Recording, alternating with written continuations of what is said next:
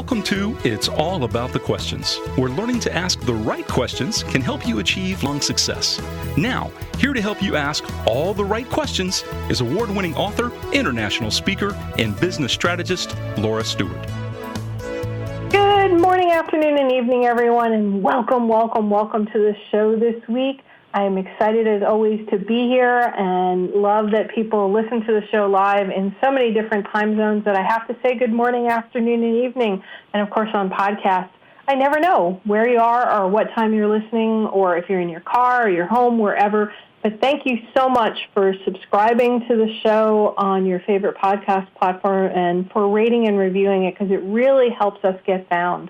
And I love your emails and your social media responses and reach out telling me what you learned from the different guests I have on the show and how it has shifted your perspective around a lot of things that you're going through, because that's why this show is here, to help you learn new questions to ask and help you shift the way you think about things that you do every single day. And to help us along with that process today, I've got an incredible guest for you. But I do say that every week, don't I? I love having my guests. I think they are so unique and so special. And today I've got Mari Frank. She is an attorney out in California. But, you know, for those of you who are local, Vero Beach and Sebastian, just 2 years ago, she came here for a visit, so she knows our local area. But what Mari's going to talk to us about today is something that I think is so critical, not only in business, but in life. We're going to be talking about negotiation. She is a lawyer, a mediator. She has appeared, on so many national TV shows and in papers talking about these topics. And we're going to be talking about negotiation and mediation and privacy. So, Mari, welcome to the show. Finally, yay! Yeah, and Laura, it's so wonderful because I had you on my radio show and you did a fabulous job. So this is really fun for us to do this together. It really is, you know, and it's so funny, like when you had me on the show and I was talking cyber and privacy and things like that and the power of questions, having the mic turned on you for a change. Isn't it kind of strange? Yeah, it's fun. It's really fun. And it's a chance for me to answer questions instead of ask questions. Exactly. And, you know, I want to talk about negotiation. And I also want to talk about privacy and some different things around that today as well. But one of the things you are so known for is something that when I work with my clients, they seem to struggle so much with, the idea of negotiating. And it's not just women who have trouble negotiating. I've encountered a lot of men who as well have trouble negotiating, but it seems like women struggle with it more. What is it about negotiation that's so critical in our lives and our businesses? Well, we use it all the time, and I like to share with my students that the word negotiate really comes from Latin, and it means not at ease. And when you don't have a deal, you're not at ease. And so people feel a little uncomfortable when they negotiate instead of realizing that it's an opportunity to really change the way they think, to change and enhance whatever deal that they're trying to make. By negotiating, we're going to expand the pie, so to speak. So I think people, men and women that you're talking about, men have, historically been in the business world, negotiating, business. And women in the past have stayed home. Now, of course, women are out in the working world. You and I have been working for many years, and we've had to learn to negotiate. Really and truly, my most challenging negotiations really are with my husband because it's most difficult to negotiate with your family, your children, your teenagers, but we do use it all the time, and the skills and tools that we have to help us are the same, whether it's in a major multi-million-dollar business or with your teenage daughter or son. Well, it's interesting that you said that, because most people tend to think of negotiation as an adversarial process, and that somebody loses in the end, that it's not just about compromise, because even in compromise they say somebody loses or everybody loses. because nobody fully gets what they want. But that's not really what negotiation is all about. Is that a correct assessment? That's perfect, Laura. What I call it is a mutual gain. Okay, so some people say win-win, but really and truly, when you talk about winning, there's always that thought of losing. And I've been mediating now, which is a facilitated negotiation, for 33 years. And if you want a deal to really work, you have to meet the underlying interests of both parties.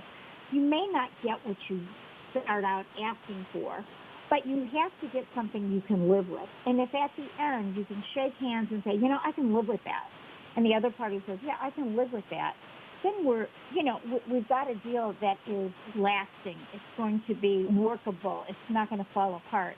If somebody forces you into an agreement, you're going to have underlying resentment, and it's going to mess up.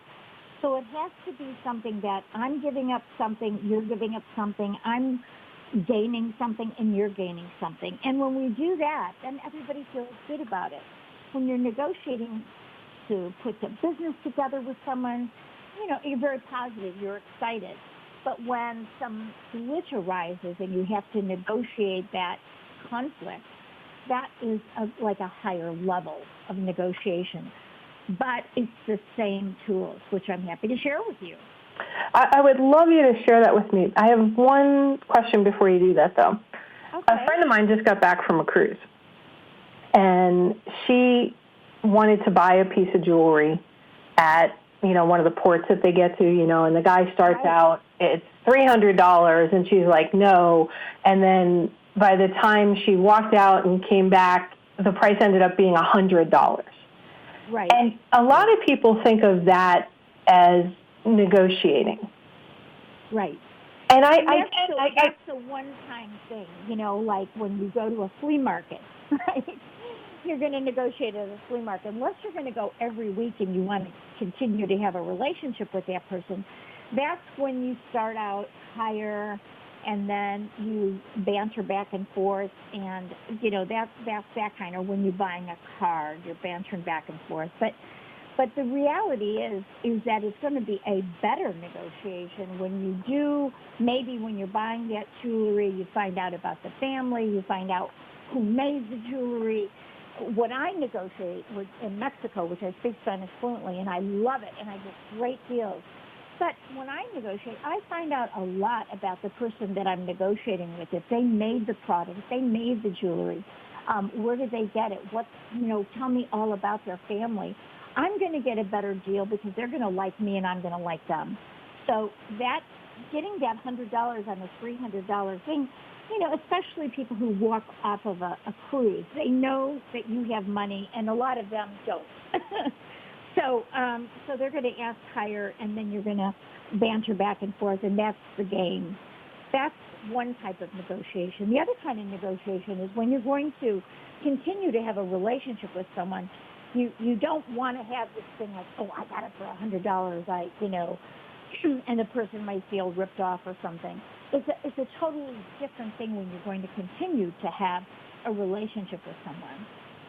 Okay. Do you always have to negotiate, though? Let me give an example. I have a client who he's a high-end photographer, and he appears at shows and different things, and people constantly want to negotiate down the price. It's like, oh, I should get a better price. Is there a time when you just need to hold firm and not negotiate? Yeah, I'm a lawyer, so I have a retainer agreement, and I have my prices in there. Now, that doesn't mean that if somebody calls me and my heart goes out to them, and I know they are in a dire situation, that I'm not going to lower my price. But basically, especially when you put something in writing, the photographer puts it in writing that these are my fees and these are my costs. Of course, you're going to do that. Some things are your policy, some things are your price. So, unless you're at a flea market, people understand that you're not going to negotiate your price. Sometimes you can negotiate other things. Like if you really want to use this photographer for your pictures for everybody in your office, And you could say, well, look, can I get a better price if I have you do 15 people instead of one? Now, that's fair. That's fair. But, yeah, you can stick to it. But if you want to get business, sometimes you will negotiate. Sometimes you'll negotiate. It won't be the money, but you'll negotiate something else. Like I'll do 2 for 1. You understand what I'm saying? So you can negotiate, but there's times you don't negotiate. There's people will call me and say, and I know that they have the funds, and I know it's going to be an expensive case, so I'm going to say, here, my retainer agreement, here are my fees, and I don't have to negotiate. But sometimes I will. All right, that's a great setup for you now sharing us your tools. Okay. So I love acronyms, Laura, because that's how I remember things. And I even have bookmarks with all my acronyms. So when I do a speaking engagement, I give out these bookmarks so people can remember if they didn't take good notes. Oh, I love that. Yeah. So, when you talk about questions, questions, open-ended questions are the key to negotiation. But let me give you the word powers, which gives you the power in negotiation to get a good deal that's going to meet your needs. So P for powers stands for preparation. Well, if you want to have a good negotiation, you better know the facts. You better know everything about the person you're negotiating with. So I call it the CPR of negotiation, to breathe life into your negotiations, and that is, you better know the content. Like if you're negotiating with somebody about a new car, you better know exactly what that car costs when you go online and find out everything you can about the car. How is it rated with Consumer Reports? What are the features? You want to go in there really knowledgeable, right? Everybody buys a car and they know what a hassle that could be. So C stands for content. The second is procedure. When am I going to go buy the car? Well, if I was going to be going to buy a new car, I would go the last week and probably buy it on the last day of the month, because I know that they want to get rid of it by the last day of the month because they have certain quotas that they want to meet, and there's going to be those commissions that they want to get by the end of the month. So my procedure is when, who, what, when, where, how. Who do I want to negotiate? Do I want to negotiate with a person on the phone who talks to me a little bit about the car, or do I want to go to the fleet manager, or do I want to go to the manager? So I want to know who, I want to know what, and I want to know when. And then finally, relationship. I'm a very fervent negotiator, but I am so nice. I am so nice that people want to do business with me. And it's not just a tool. I really enjoy people, and I enjoy negotiating, and I enjoy finding out about people. But when you build a relationship with someone, they're more likely to do more for you. It's like you wash my back, I wash your back. So it's content, procedure, and relationship, and you have to go ahead and prepare all that ahead of time. Find out as much as you can about the person that you're going to be negotiating with. Find out all that you can about the product or the service that you're negotiating with. And, of course, content, procedure. What are you going to do? Like in my negotiations, you're going to love this, Laura. I always have food. Always have food. I always have some wonderful aroma in the room. I set up soft music in the background. When I have a difficult negotiation, I make sure that I start out with a real positive ambiance so that people, when they come in, I tell them, I know you've been in a lot of conflict, and today that's over with. We're going to get a deal that everybody can live with. So that is setting it up. And I'm preparing before I get there, and then I prepare when I finish. Okay, so that's P. The second one is O, options. Did I think ahead of time, and can I brainstorm with my negotiating partner a lot of options? So if they say, well, I think we should do this, instead of me saying no, I'll go, oh, that's one option. How about this option? And then we go back and forth with options that may work, and we keep tweaking them until everybody can live with them. The next one. Okay, wait, stop there. Yeah, okay. So preparation, second, options, then W, worthiness. Okay, wait, before you go on to worthiness. Yeah. A couple of questions around the options. Probably by the time you get done with the WER, you'll probably have answered this, but it's just popping up into my brain now. When you're talking through the options, before your negotiation and everything begins, this is one of the things I love, because it's all about questions, right? Like, what is another option? What's another option? Well, if we went down this road, where can you go with that road? Before you begin your negotiation, is it important to know the outcome you want or the one you're willing to settle with? Is that part of the options phase, or is that somewhere else? Yes, that's part of your strategy, which is a whole nother thing that I have, a strategy. You want to, when you're preparing, you want to say to yourself, what is my bottom line on this? Where would my optimal solution be, and where is my bottom line? The challenge is you go in with that, but you also have to be flexible enough, because you may come up with something better. So if you plan ahead with your options, like, well, I can live with this, I can live with this. If this doesn't work, I can live with this. So you have kind of a series of options. And if you've done your homework, you kind of know where the other side is, right? You kind of know what they want, because they've already told you what they want. So you have an inkling of what will be acceptable to them. So what I do when I'm preparing for a negotiation, I say, this would be optimal. If I can't get them to do this, how about, I write down, well, how about this? How about this? So I come prepared with a lot of options, but I'm not stuck to them. So that's a great, great question. And then when I get there, when I say, what about this? Or how do you feel about this? What do you like about this? When you talk about questions, it's all about the questions.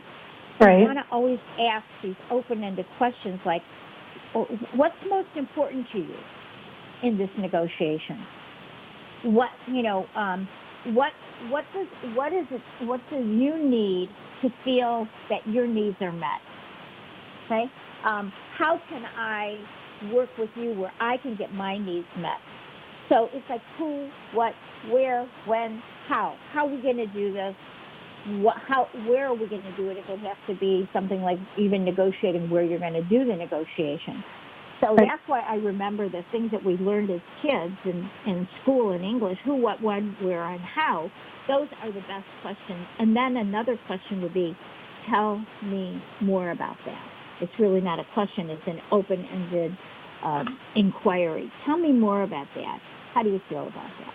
So for true negotiation to happen, both parties, or however many parties are involved in the negotiation, have to be willing to be open to possibilities. Right. So if someone feels that you don't have any leverage and they have all the leverage, part of your preparation is to find that leverage. So someone might say, well, if we can't get a deal, I'm going somewhere else. I'm going to get another photographer. Or if we can't get a deal, I may have to sue you. You know what I mean? Right. You need to think ahead of time, what is my leverage? And if you can't think of anything, then you kind of have an issue for yourself. So let's say you're trying to negotiate a new job, and you walk in and you've prepared. You know everything about the person you're going to negotiate with. You know what the salaries are in your community for that particular position. You've done that research. And let's say you really are desperate for a job.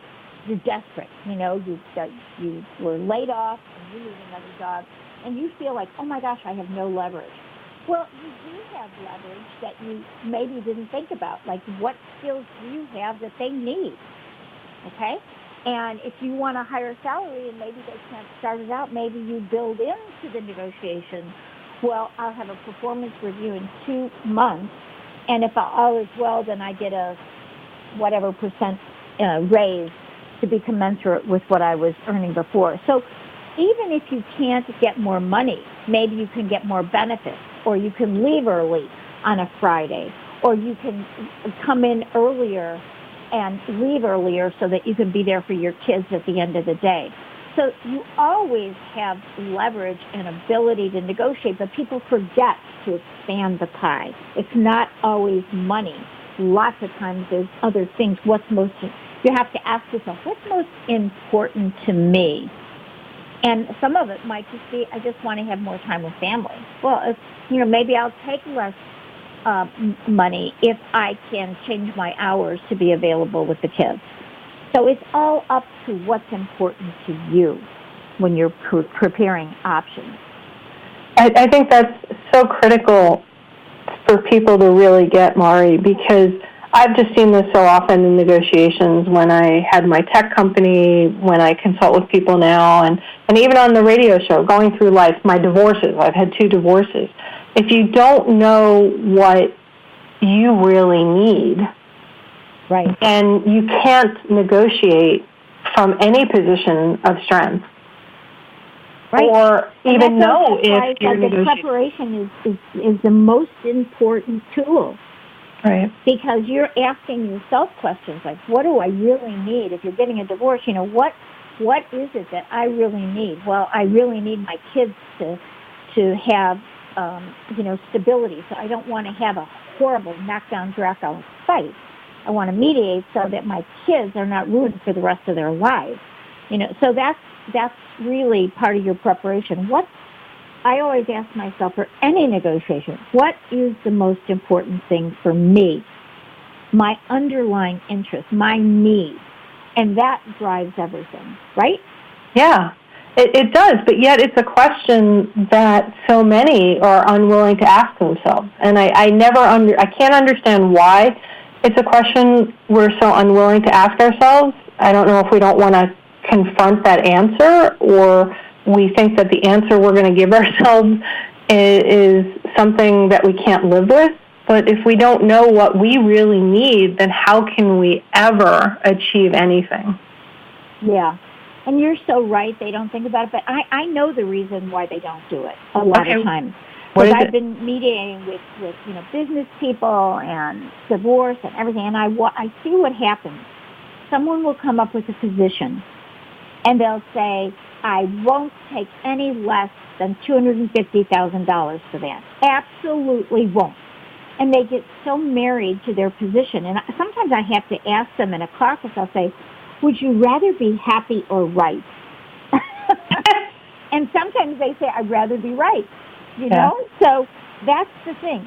If you get in your position and you say, this is my position and I'm never changing from it, then you close off any possibility of getting a deal that's going to be a mutual gain. I want people to feel good when they leave that, hey, I may not have gotten everything I wanted, but I surely got everything I really needed.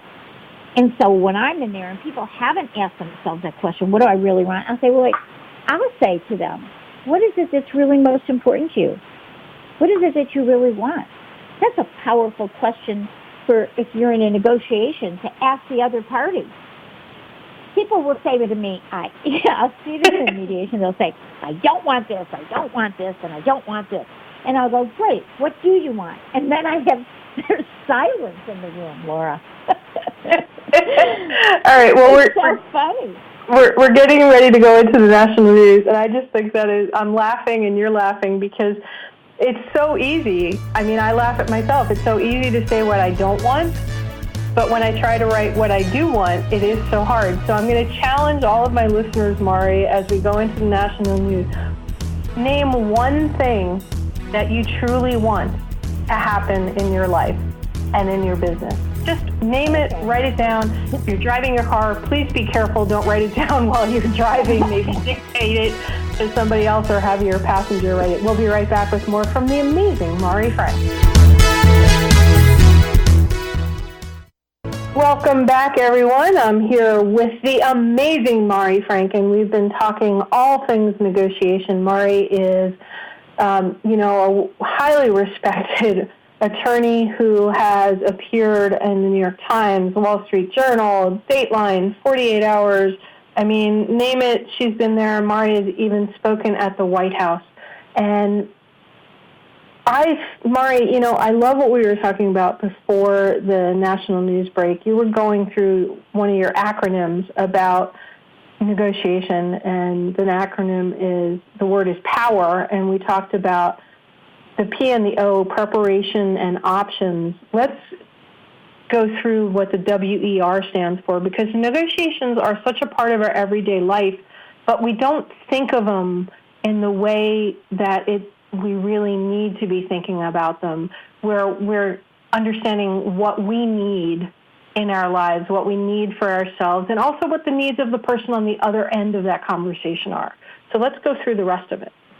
Okay, great. And I just want to mention before I go to W is how important, and I'm so glad that the name of your show is It's All About the Questions, because the most powerful tools in negotiation are great open-ended questions that get you the information you need, because information is power, and power, if you've got the information, you can get a great deal because you know what they want and you know what you want. So questions are critical.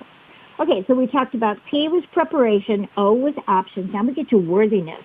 And I always think about that old adage, you know, where you see somebody who looks real sneaky and sly, and you say, and there's the tagline, would you buy a used car from this person?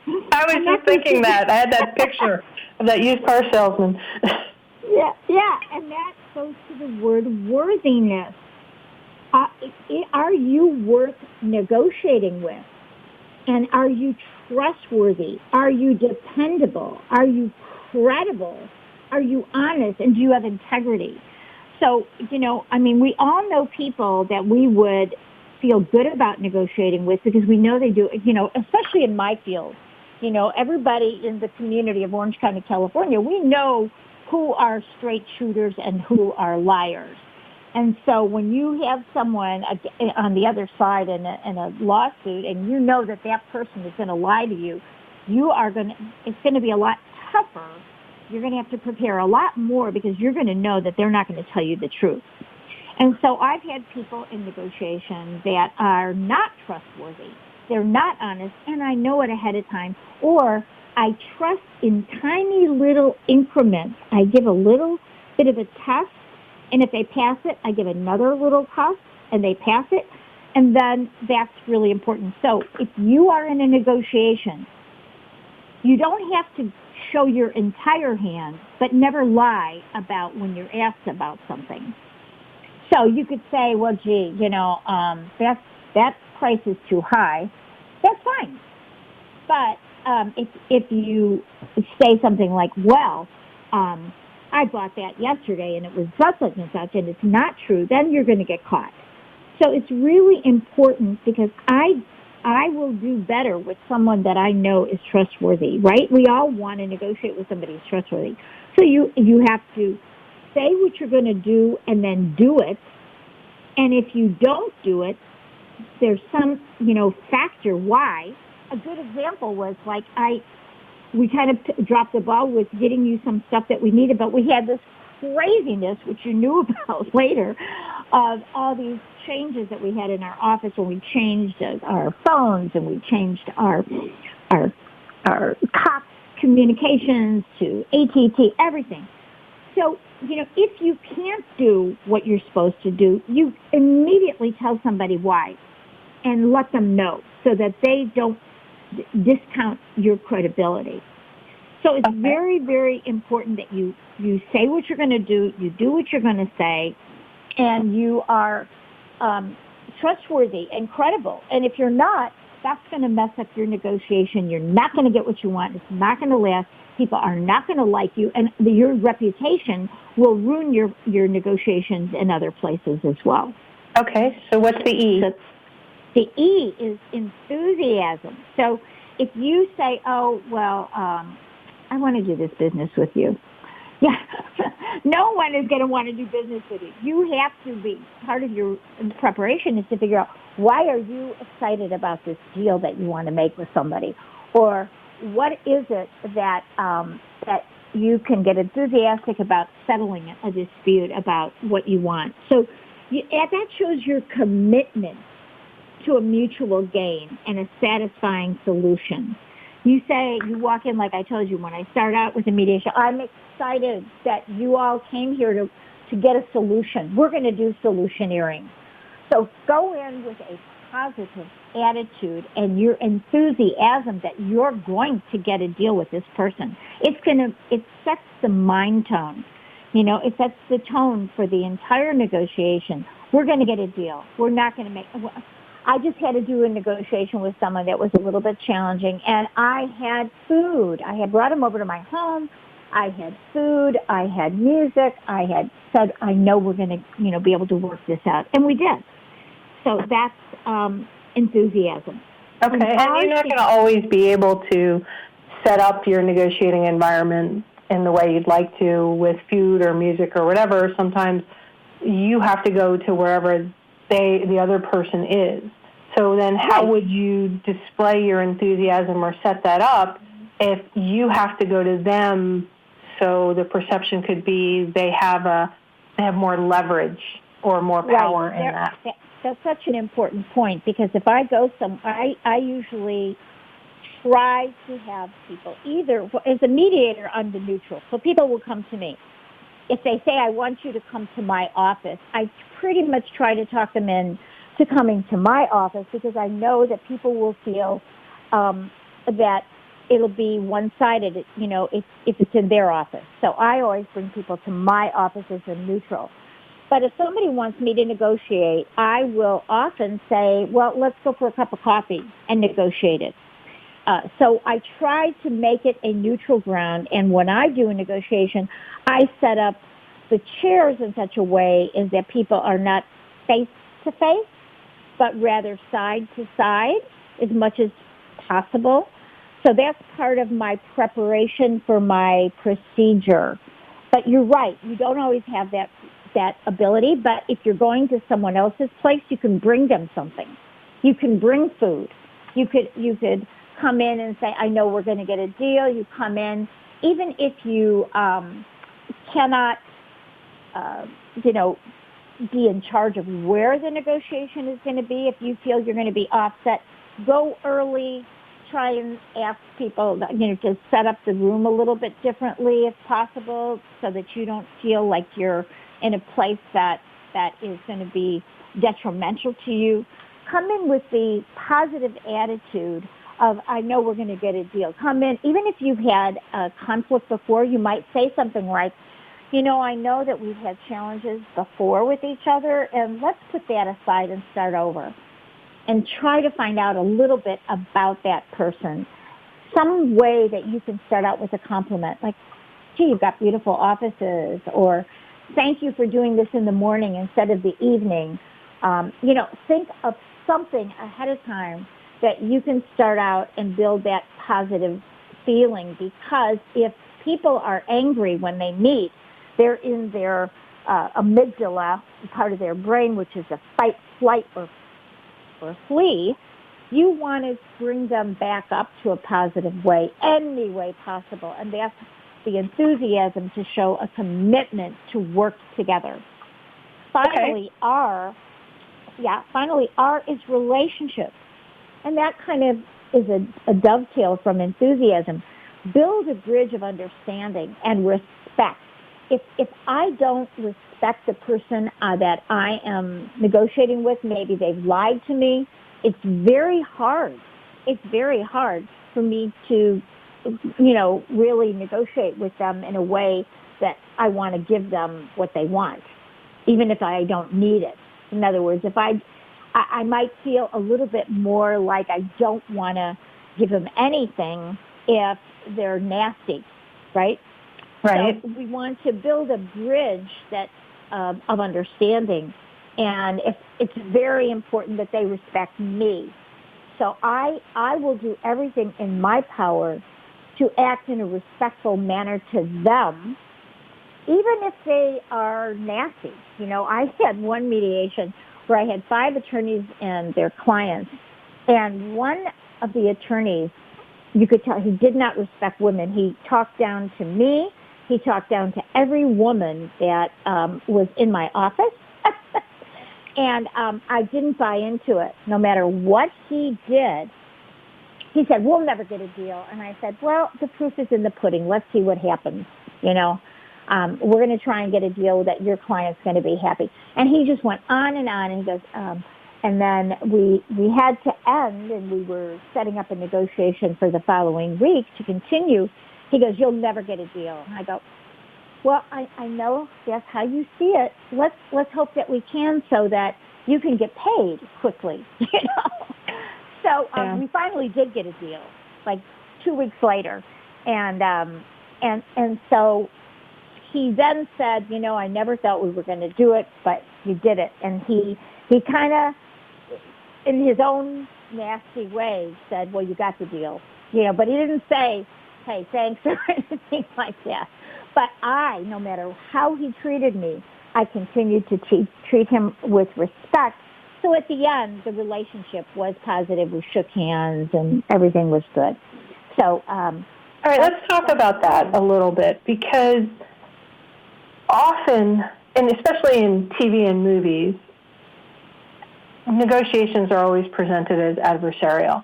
And even in mediations, I've been through mediations with my business where somebody, I had to take somebody to court because they owed me a lot of money, and they're like, they don't owe me money. And we're about to go into court, and then they pulled us aside, and we ended up doing a quick mediation instead, and we resolved everything. But how do you, when you're in a negotiation, okay, when you're in this adversarial, she said, he said, I want, they want, and no matter what, somebody is just so stuck in something that they're going to be angry. How do you recommend that my listeners let that go? Say they're the one who's angry, or they're the one that has negotiated in good faith, but this other person is still just beating them up over it. Right. Well, one of the keys is to listen. And this is what I do, and I kind of have a little visualization that I listen as intently as I can. I ask them, tell me more about why you're, you know, feeling stuck in that situation, or tell me more why you are in that position, okay? And people like to talk and tell why they are. So I take copious notes. I look at them, but I take notes at the same time, and I say, tell me everything that you're feeling about that. Well, that is a way for them to express and have you understand where they're really coming from. Now, they may be yelling at you. They may be putting you down. They may be telling you it's all your fault, right? Right. And you have to prepare yourself. That's why the P in powers is so important. You have to know ahead of time, which you probably do, that they're going to be like that. They're going to be a total jerk. So you have to prepare yourself that no matter what they say, you're not going to react with a knee-jerk reaction. I put like a golden shield around myself, and I just say to myself, no matter what they do, I'm not going to react, because if I react, I am going to lose all my power. Okay, so that is what I do. And then I say, okay, this is how you're feeling. I really want to know all about that, because I want to understand where you're coming from. And I let them talk and talk and talk and talk, and I don't interrupt them. When they're done, I say, is there anything else? After they've done that, then I've gained so much information, because I wasn't thinking while they're talking. I wasn't thinking about, I don't believe that. I don't agree with that. I didn't, you know what I mean? I was just like this open sponge. Just because I listen does not mean that I agree, okay? It does not mean that I agree. Then afterwards, I don't even have to say I don't agree with any of that. I can just say, well, let me go and talk about these issues. You said this. Am I correct? Yes, I said that. Okay. So help me understand why you said that. Let me share from my perspective. So if I really listen and ask and also repeat back what they said, reframing. So if they said something nasty to me, like, oh, you're fat, da, da, da, da, da, so I'll say something like, well, I heard you say that you were concerned when I did this. Okay, I heard you say that. When you repeat back what they said, they feel legitimized, and they are going to be more open to hear you. It's not easy to do because we all want to defend ourselves. It is a tool. If you think of it as a tool, it's a skill to not react no matter what they say, no matter how they attack you verbally. Now, sometimes if they continue to attack you verbally, then you say, I feel like this isn't working right now. Let's take a breather. Let's make an appointment to talk about this tomorrow or something like that.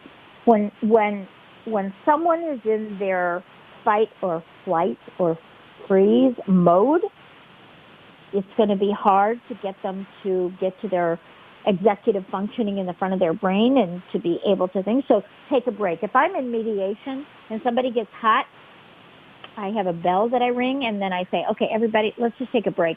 Everybody go to the bathroom, go get some water, whatever it is. I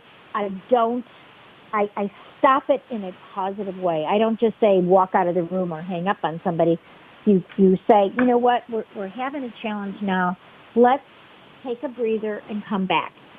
And then you start again. So that's how I deal with difficult people. And believe me, Laura, when you're an attorney and people are angry because they're in a lawsuit or they're in a divorce, they're angry. So I deal with people all the time when they're in conflict.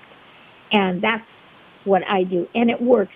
It is not easy until you make it a habit not to engage in the craziness. How long did it take you to be able to do that, or was it just something that you were born with? Oh, I wasn't born with it.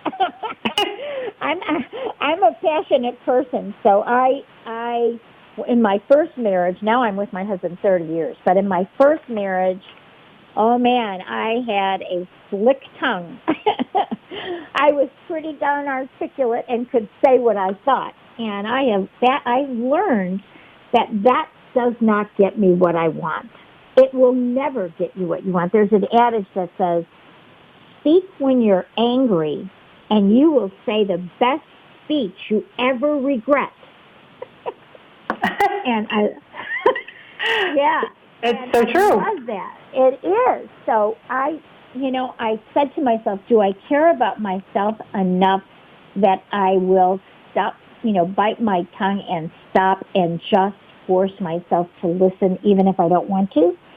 So it's like anything else, like riding a bike, driving a car. You practice that skill. So now when that happens, it's easier when it's people that are not my family. If every once in a while with my husband, if he says something, I have started to lose it because I'm a human being. I'm still in this body. I'm not perfect. But then I catch myself right away. And I go, oh, God, Lord, I'm really sorry. I reacted. But I never let it go, even if I lose it for a second. Or I'll say, you know what, I need to take a break here. So it is not, that's why I'm saying to you, some people are born with it. It's not me. I wasn't born with it. I had to learn how to do it. And those people who can do that are the best negotiators because they get to the underlying needs of that person. Now, it's really hard if you get a narcissist. Wow. And they will do everything they can to blame you. And it's your fault. Yeah, I have a friend going through a divorce with a narcissist right now. Yeah, and well, I may have to do some coaching with you because it is a real rough way. You have to just let them talk, but if they go on and on and on and they can't stop because that's how narcissists are, then you just say, I would love to negotiate with this and work it out with you. Let's do it when we both agree that we won't attack each other. I always make it we both because they never want to be the wrong one. So I will then say, let's both agree not to attack one another. Let's both agree not to call each other fault. Let's just focus on the facts. Well, I wish you were an attorney in New York and could help my friend out with her divorce right now. So she should get a really, experienced mediator to help, because people will say, well, if I'm a good negotiator, I don't need a mediator. But that's not necessarily true, because what happens is you may be a great negotiator in business, but when it's with a divorce or some family member or your kid, your teenager that's doing drugs or whatever it is, you need a third-party neutral that can keep everybody on an even keel. And it's like I facilitate the negotiations, and if negotiations start at any time to get out of hand, as soon as someone raises their voice, I have an Asian bell, and I just lightly hit it. And the rule that I tell them in the beginning is, anytime I ring the bell, everybody stops talking and waits till the bell no longer sounds, which gives you about 3 to 5 seconds. And then I'll pull it together. Yeah, and then I'll pull it together and say, John, you were just telling us about a concern you have. So can you start again and tell us from your perspective what's going on, and try not to blame anybody else in the room. Just tell us how it made you feel, how angry you are. Tell us what you're doing, but let's all agree that we're not going to attack or accuse or anything like that. Can we all agree to that? Yeah. Since we're getting close to the end of the show. Yeah, okay, so that's one way to do it. and you and I could talk for hours and hours and hours on this, and we didn't get to talk about privacy, so please promise me you'll come back on the show and we'll talk about how we negotiate away our privacy. Oh, yeah, and you're good at that. That's why I had you on my show. Well, thank you. Thank you so much, but I'd love to talk about that. But you also have a webinar coming up that I just think is so brilliant, and I would love if my listeners could potentially, listen to that webinar and how they would get in touch with you about any questions they have or if they need a mediator. Yeah, so I am going to do a free complimentary webinar on December 6th, 2019. at 12 p.m. California time. So depending on where you are, if you're in Florida, it's going to be 3 p.m. And wherever you are, you can join in. All you have to do is go to email me at marifrank.com. That's MARI at MARIFRANK.com, or go to my website, conflicthealing.com, and that you can also listen to my archived radio shows there where we talk about a lot of these things.